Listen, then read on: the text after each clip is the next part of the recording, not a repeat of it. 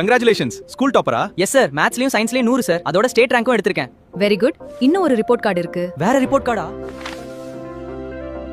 Academic report இல்ல, life report. Life ரிப்போர்ட்டா? இது எங்க இருந்து வந்துச்சு?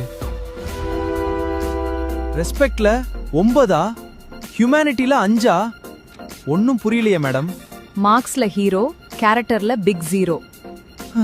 தூய்மை பணியாளருக்கு மரியாதை கொடுக்கல, வயதானவருக்கு உதவி செய்யல, உணவு கொண்டு வந்தவருக்கு நன்றி சொல்லல, சாலையில குப்பை போட்டிருக்க, இதுக்கெல்லாமா மார்க் போடுவாங்க? ஸ்கூல்ல மார்க் எடுக்க அறிவு இருந்தா போதும், ஆனா வாழ்க்கையில பாஸ் பண்றதுக்கு நல்ல குணநலன்கள் வேணும்.